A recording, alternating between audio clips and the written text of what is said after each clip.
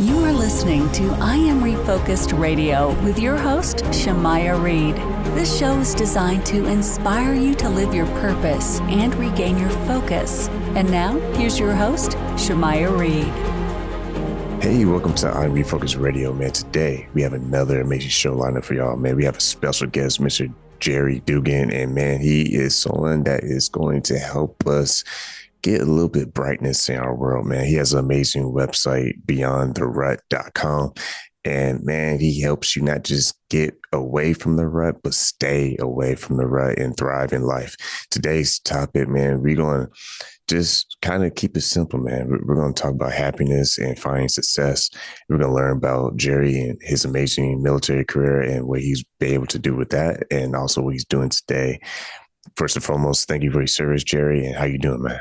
Oh, Shamaya, thanks for having me on here, and I'm doing great. Man, so you started doing amazing things with your military background. You had experience with the U.S. Army as a combat medic, and you also were in charge of doing corporate training and all that stuff. But tell us a little bit about your military background and how that kind of set the tone for what you're doing today. Yeah. The funny thing is, like, I wound up in the Army because I was not a very good undergraduate student. I was doing my mom's dream, which was to go be a doctor, join the Army, become an officer, and make lots of money because, you know, she's from Thailand. And to her, all the successful Americans she'd ever come across were officers in the U.S. Army. And of course, that's what she ingrained in me. I go to college, didn't realize I did not want to be a doctor, but I came out with barely a 2.0 GPA, which was not going to get me into medical school, it turns out. So I needed to balance that with some experience, and I just looked at the branches of the military. They had lots of history in creating trauma, and I was like, well, if I want to be a trauma surgeon or a trauma physician, that's the place to go. Plus, they'll pay for my training, and then I get to travel the world because I was a broke college kid, you know, with that college degree barely in my hands.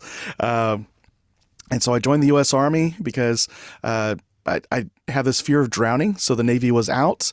The Air Force, even though it turned out they would have been the best package for medical experience, I didn't like the uniform. It's weird for a straight guy to say that, but I just I know. But I spent all my years in the Army a little jealous and envious of how good the Air Force guys had it and the training they got and all that. But that's my fault. It was my choice. So that left the Marine Corps and the Army. Turns out the Marine Corps doesn't have medics. They come from the Navy, the whole drowning thing again. So Army it was.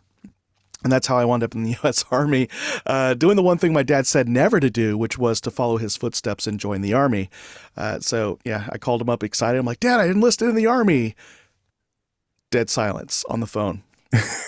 Yeah. No words of like, I'm disappointed in you or you idiot or nothing. He always had a gentle word for me. And so he just followed up with a question. And that was, did you sign up as an officer since you are a graduate from college? And I was like, nope. I'm going and enlisted just like you, Dad. And more silence. And I was like, I think I might have made a mistake, at least on my enlistment choices. But, you know, they say God takes whatever you get into and turns it into his good. I wasn't a believer at the time when I joined. I wasn't a believer through pretty much my entire Army enlistment. It was after I got out of the Army that things started to fall into place. But now, you know, that I'm 46. I've been out of the Army almost 20 years now. Oh my goodness. Yeah. November of 2023 will be 20 years out of the Army. That almost, oh man, I could have retired. Okay. All right. We'll get past that. I would have a retirement check by now, man. Okay. Well, too late for that. So back on track. So how did it work for me? It was, lots of leadership opportunity in the Army. It just seemed like ever since basic training, I couldn't get away from being appointed to be a leader of people. It was something I was always reluctant about doing. But yeah, basic training, I was the guy that my drill sergeants asked to make sure everybody graduated. And I'm thinking, isn't that your job? And of course, you can't say that to the drill sergeant unless you want to do lots of extra push-ups. And I already did a lot of extra push-ups. So I said, okay, yes, drill sergeant, I'll help that guy graduate. And I wound up helping other people graduate. And then I go on to medic training and I think, I'm going to lay low. I'm just going to lay low and be a student, pass this course and go be a medic. And day one, the cadre or the instructors pull me aside, ask me a few questions about where I went to basic training, how did I get my specialist, my E4 rank, all that stuff. And they appoint me to be a leader right then and there. And I'm like, oh, son of a gun. And my battle buddy who went to basic training with me, he looked at me and he's like, what happened to laying low? You said on the plane you're going to lay low. And I'm like, I said nothing. They pointed me out and they made me leader. And I wasn't a good leader. I was nicknamed the warden. Apparently, out of all the class sergeants, I yelled at my guys the most. Got challenged to a lot of fights. And that was kind of a wake-up call that, the movies and TV make it sound like sergeants and leaders in the military do nothing but yell at people. And it turns out it's the complete opposite. Yes, yelling is a part of the job, but ultimately it was this idea of servant leadership. The leader eats last. The leader squares him or herself away first behind the scenes so that when you're on stage, you're doing the leadership role in front of everybody, you're taking care of your people first. You're making sure they're getting their meals, their money, their mail, all the equipment and supplies they need, all the training and education they need, all the information they need, and you're lifting them up. And when they do a great job, you're putting them in for awards, you're putting them in for promotion. And when they do a poor job, you correct them one-on-one. You course correct them. You make sure they do it right the next time. You're not using them as a scapegoat. You're not sacrificing your people. All the things that build trust. And that helped when I wound up going on a deployment to Kosovo in 2000. And then 3 years later, I'm about to get out of the Army, and I get deployed to Kuwait with the 3rd Infantry Division with just a few months left to go. So I'm like the short timer, and I'm the medic. And I'm supposed to get out in June of 2003. And my boss even tells me, hey, Sergeant Dugan, if nothing happens in the next month or two, I'm just going to go ahead and send you home unless you want to re-enlist. And I told him, I don't want to re-enlist. I'm good.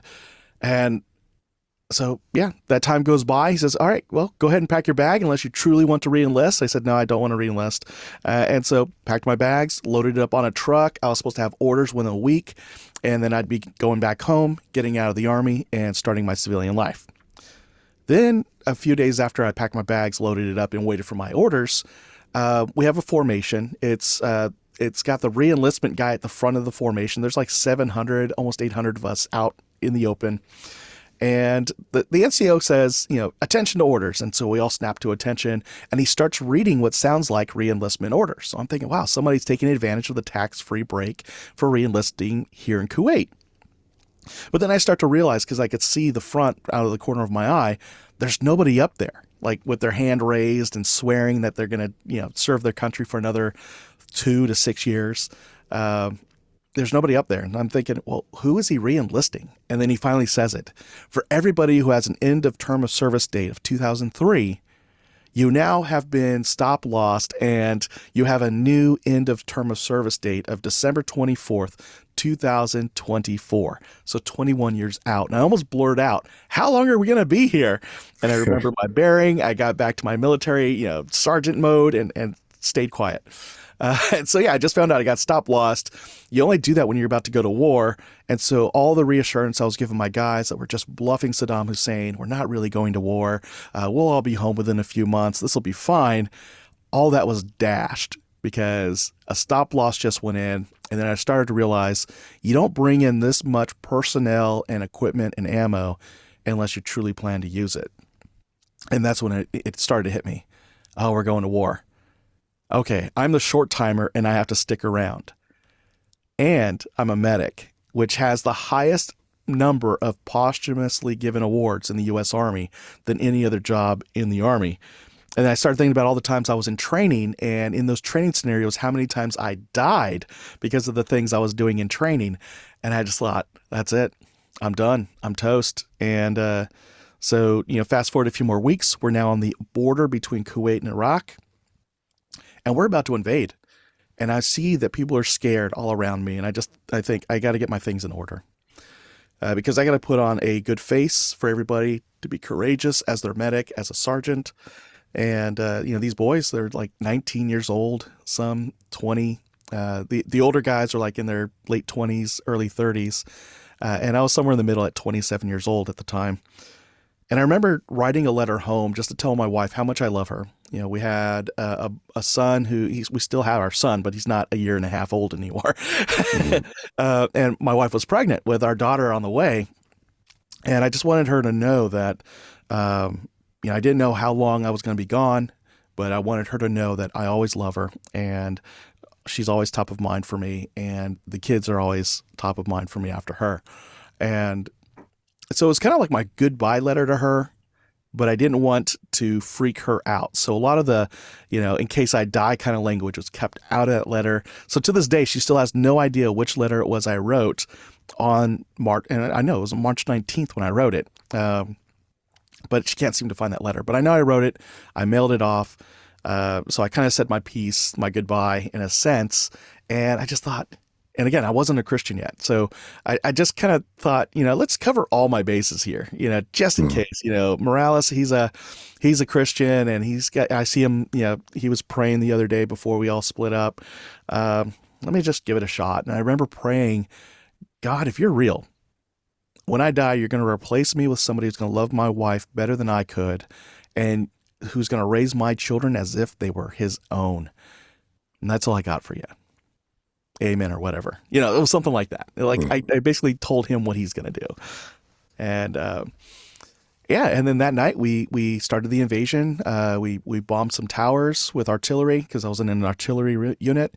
In fact, we were the unit I was in, the 6 cannons I was supporting as a medic, fired more artillery rounds than any other battery in the U.S. military during that campaign. It was over 3,500 rounds. And each one of those rounds can blow up an entire football field. And so that just gives you an idea of the devastation that those 6 cannons, these 100 guys I was with, unleashed. And I mean, our motto was unleash hell. And we got into Baghdad, and we did things like we were the first artillery unit to lead a charge into a battle zone since I think World War I, and it was our unit that did it then too.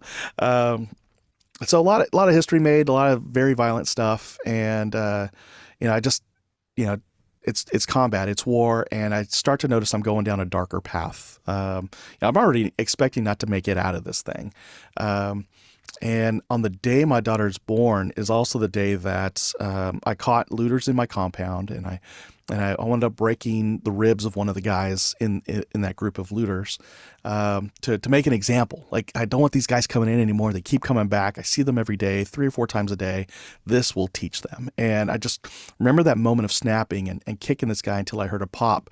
And the guy's dragging him out, and after he was gone, there was another group that came in. It was a family, and I remember stripping down the men in the family and setting their clothes on fire and trying to just like really scare them, to let them think, this is it, you're gonna die. But I was never gonna kill them.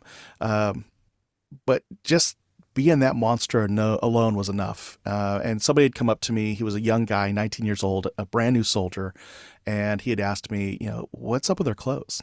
And I just looked at this guy like, what? Like, what are you talking to? Why are you challenging me? Why are you questioning what I'm doing? I'm keeping you safe. I'm keeping everybody safe until I'm gone. And that's going through my head. And he just kept asking the same question. What's up with their clothes? Why are you treating them like this? Very gentle voice, very respectful the whole time. And the thing that stood out to me that made me even more mad at the time was that hanging out of his uniform was some jewelry, which is a big no-no in the Army. Your jewelry is tucked away out of sight. And it just fell out. It wasn't like he did it intentionally, but it was a gold chain and it had a small cross on it. And I'm fixated on the fact that he's out of uniform regulations. And I just feel myself getting madder. And I remember saying something to him that, one, disappointed him, I'm sure. And it was, look, you can either help me pull security on these guys or you can help them rebuild the wall they tore down. What do you want to do? And he just kind of resigned at that moment. He said, I'm just going to go back to my unit.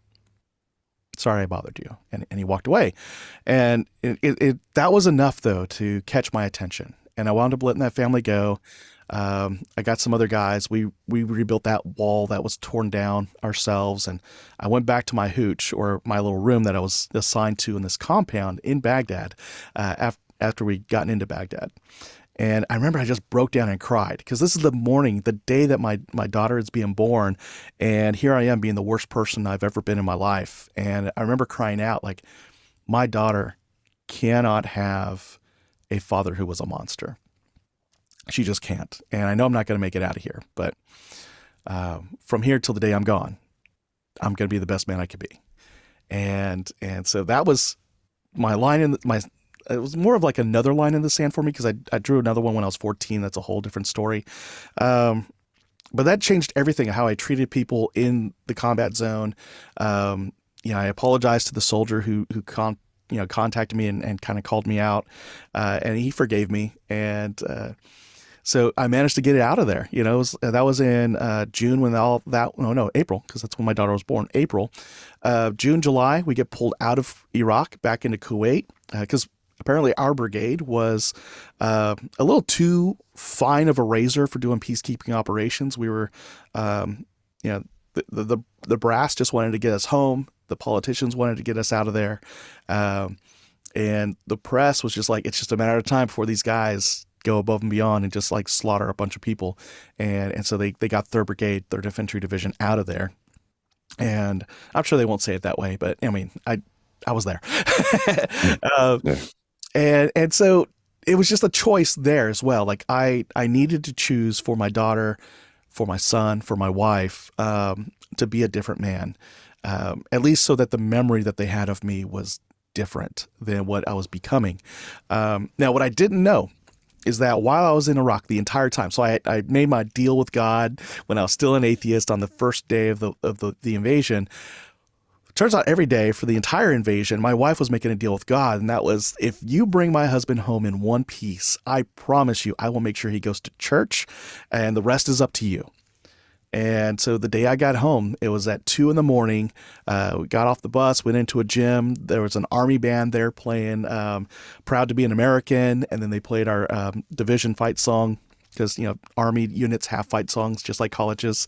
Mm-hmm. And got reunited with my wife. My son got to meet my daughter for the first time. She was 3 months old. We're driving back to our home, and my wife tells me, "Jerry, I got a confession I need to tell you."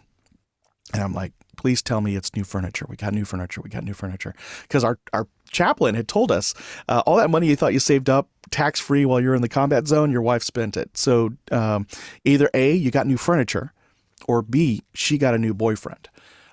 If you got new furniture, you say thank you, you hold her tightly, and you just be grateful you're home. If she got a new boyfriend, you call me, the chaplain, and here's my phone number, and I will help you. I'll take care of you. I'll get you through this. It'll be okay. And so I'm like, please be new furniture. So I asked her, like, was it new furniture? She's like, "Oh yeah, we got new furniture." But I was like, oh, good.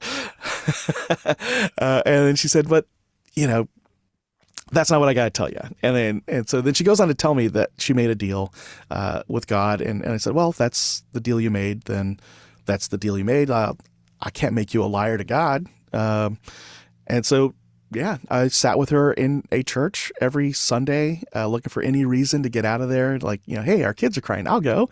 Hey, they said that our kids are crying again, I'll go. And my wife started to catch on to that. She said, "No, we'll take turns. I go once, you go once." I'm like, okay, got it. We moved to Corpus Christi. I get out of the Army, and we find another church home there. And in 2005, that church catches on. Like, hey, this dad is always getting out of service to hold his daughter.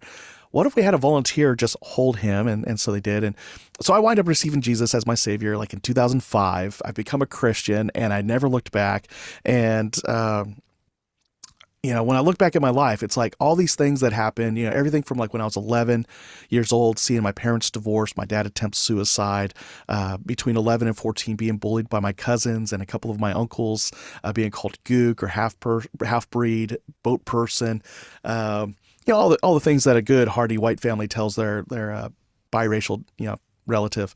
Going through high school in poverty, barely getting through college, going through combat, that, if I focus on something positive like Jesus Christ and the good that God intends for people, then nothing else matters. And I can actually let my hardship become a testimony to glorify Him. And I just let it all go. And when I do that, it's weird. Like, whatever stress I'm feeling, whatever emotion that's got me bogged down, if I just let it go and think about the positive and the goodness of Jesus, and it's just so weird. It sounds hokey when I say it out loud, but when it's happening on the inside of me, it's like, you know what? There isn't anything to worry about. And as soon as I recognize that, any solution that I need kind of pops up in my head. And it's like, oh, I have what I need to do the next thing I need to do. Okay, great. I have what I need that matters most. My family is around me. We still have a roof over our head. There were a couple of times during the recession that we almost lost our house, and we were able to save it every single time until it was time to sell the house and then use that money to pay off all our debt. And so, yeah, you asked about my Army life. That's kind of the whole thing right there. Man, that's awesome. We're going to have you back on, man, because we only have like 3 minutes left, but real fast, man, real fast. If you don't mind, I would love to have you back on. Yeah. But, you real quick for the audience. You basically told the whole story of choosing happiness right there. You chose it. You kept following the path that led you to all these different opportunities, and you chose to make the best of each opportunity. So when you speed forward to you being the CEO and senior consultant of BTR, and that's just short for Beyond the Rut, I ask you a question, is that kind of basically the lifestyle of your platform? You're presenting basically everything that you have learned with your experiences, and you're helping people. Yeah, so Beyond the Rut, the podcast, is about living that whole life, looking at your faith, your family, your fitness, finances, and future possibility. And then how do you have a successful life in all those areas where they're all interconnected, they're all aligned, one helps the other, and you recognize if you're falling short in one area, it's going to impact all these other areas. And so, how do you pursue your career or your business and not lose your faith or your family in the process, or lose your health in the process? So that's the basis for Beyond the Rut. And then I started a company back in November of 2022, taking my leadership development experience and my leadership experience so it's BTR Impact is the business side of Beyond the Rut. Mm-hmm. And the focus with BTR Impact is to help grow and develop servant leaders who have a Beyond the Rut impact with the teams they lead, with the families they are a part of, and the communities they live in. And so it's that whole person approach to leadership, bringing their best selves, bringing their whole selves, being human-centered when they lead others, because not everybody's going to be a follower of Jesus, so they can at least be human-centered as they do this. And so that's BTR Impact, doing leadership coaching, leadership consulting, leadership training. And then the other half of BTR Impact is the podcast, which is how you and I connected as well. And one last question, because I got to have you back, man. I feel like we just started this conversation, but real quick before we let you go, when you look at the individuals who are serving the military today, if you can take one thing away that you learned from the Army, what's a leadership lesson that you found was very impactful for your life? It was something that Lieutenant Perkins had told me when I was deployed with him in Kosovo in a small town of Partesh, because he knew I was putting a packet in at the time to go to officer candidate school. I didn't get in, but this piece of advice that he gave me still sits with me to this day. And he said, hey, Dugan, as long as you take care of the 3 M's for your soldiers, they'll take care of the mission. I'm like, what are the 3 M's? He said, as long as you take care of their money, their meals, and their mail, they will always do what they need to do to go take care of the mission. So take care of them, trust them to take care of the mission. And I was like, yeah. And ever since I applied that, every time I've applied that, just trust your people, take care of your people, and they'll take care of the mission. They'll take care of your customers. They'll take care of your bottom line. And it works every time. You've been listening to Refocus Radio, talking to Jerry Dugan. He is the CEO and senior consultant of BTR Impact LLC. Go to his website and listen to his podcast, Beyond the Rut. It's beyondtherut.com. Man, Jerry, this was the fastest 30 minutes of my life. If maybe one day you come back, I'd love to have you back on, because I feel like you just kind of skated by in 2 minutes. Thank you so much. That'd be an honor.